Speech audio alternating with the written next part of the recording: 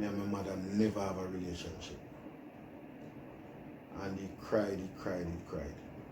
And I don't think Athol ever recover.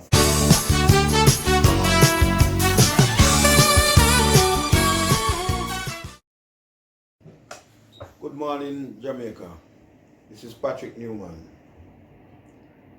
The hidden truth about boys in Jamaica.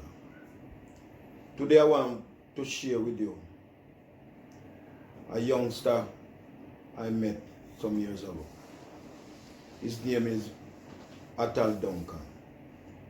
I met Athol at the SOS Children Village when he was about 13 years old. Athol lived all these 13 years believing that his mother was dead, until the regional director said that we were to find relatives for boys who were living at the home. I pulled Athol's file, and when I read through, I found out that he has a grandmother in Hearties, St. Thomas. So one day both of us drove down in search of this grandmother, and we found her. Athol was there talking to the grandmother, and just as we were about to leave, I asked her how Athol's mother died, and she laughed and said, Athol's mother is not dead. Athol's mother is alive and well. So she gave us an address in Kingston for Athol's mother. So when we were coming back from St. Thomas, we stopped downtown on East Queen Street, and at the address, she was not there, but we found a brother of Athol's. Nobody told us what happened. They just told us that she wasn't there. Sometime after, I went back to the address, and a lady told me that she was in prison for some offense that she had committed. I went back and I told Athol. He was distraught, but I promised him that one day we were going to look for her. So one day we drove over to the woman's prison at Fort Augustus in St. Catherine. I spoke to our correctional officer who allowed me to meet with her. She said that she could not allow Athol in because he was a minor. I asked her if Athol could come to the gate and his mother come close just to wave to him, and she said okay. This is the first time Athol is seeing his mother, and she waved to him and he waved back, and they never exchanged a word. About 5 or 7 years she spent in prison, and then she was released.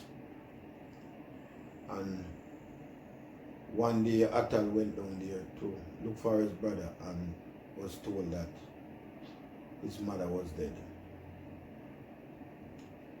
He was devastated.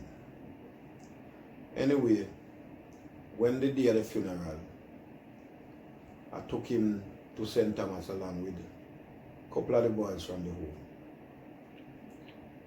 When the funeral was over and everybody was heading back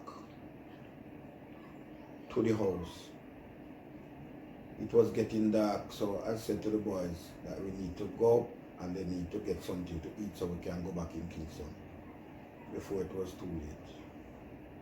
They were there eating, and then I asked where's Athol, and they said that they haven't seen him. And I asked where the last place they saw him, and they said he was at the graveside.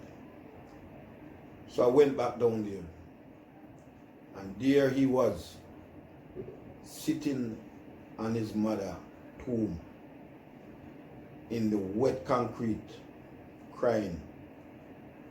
And I stretched out my hand and I pulled him up. And he said to me, Mr. Newman, Me and my mother never have a relationship.